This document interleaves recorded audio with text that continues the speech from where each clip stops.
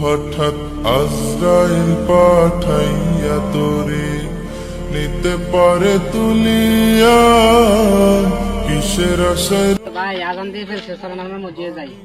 ওই যে লোক বসে রয়েছে, আপনার চলেন ওকে নামাজের দাওয়াত দিই। সালাম আলাইকুম রহমতুল্লাহ।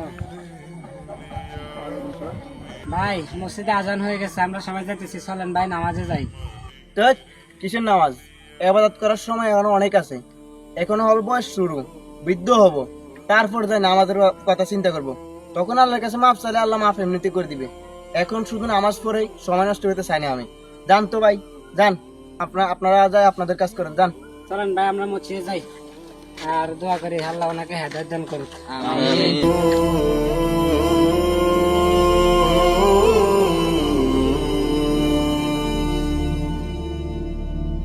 ধন সম্পদ পাইয়া হাতে করলি জমিদারি, ক্ষমতার অহংকারে করলি বাহাদুরি, ও তুই করলি বাহাদুরি।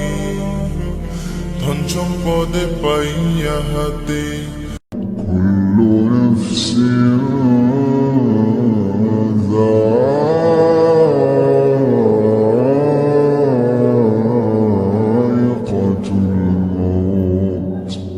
কে আপনি? কে? আমি আদ্রানি, তোর মৃত্যুর সময় হয়ে গেছে, মৃত্যুর জন্য প্রস্তুত হ। আমি এত সকাল মরতে চাই না, আমি অনেক পাপ করেছি, আমি তওবা করে সব ভালো হয়ে যেতে চাই, আমাকে আর একটু সুযোগ দিন। যার মৃত্যু যখন তখনই মরতে হবে, আর এক সেকেন্ড অপেক্ষা করা যাবে না।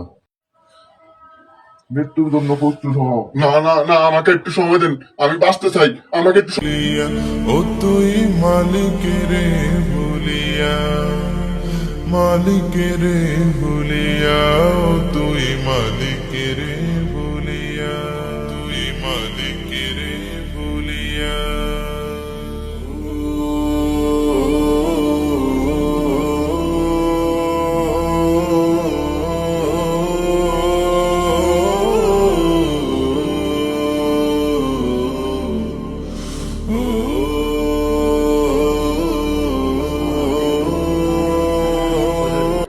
আমি অনেক বড় পাপ করছি হুজুর, আমি ওই পাপ থেকে মুক্ত চাই হুজুর।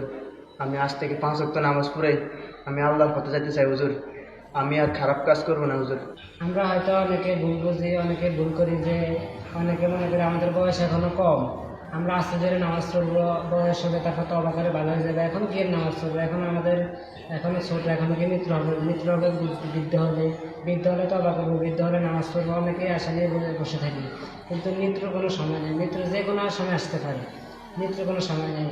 এমনও আছে যে বাবা বেঁচে আছে, ছেলের মৃত্যু হয়ে গেছে, বা দাদা এখনো বেঁচে আছে কিন্তু নাতির মৃত্যু হয়ে গেছে, তাই মৃত্যুর কোনো সময় নেই। আমরা সব সময় আশা করতে হবে যে মৃত্যু আমাদের আশেপাশে আছে, তাই সব সময় মৃত্যুকে আশেপাশে মনে করে সৎ পথে চলতে হবে, বাঁচাত্ম নামাজ আদায় করতে হবে। দেখ আল্লাহর কাছে শুকরিয়া যে আপনি আপনার ভুল বুঝতে পারছেন, এতদিন ভুল পথে ছিলেন। ইনশাল্লাহ এখন থেকে বাঁচাত্ম নামাজ আদায় করবেন, আর আল্লাহ আপনাকে মাফ করে দেবেন। কিসের আশায় রহিলি রে মন মালিকেরে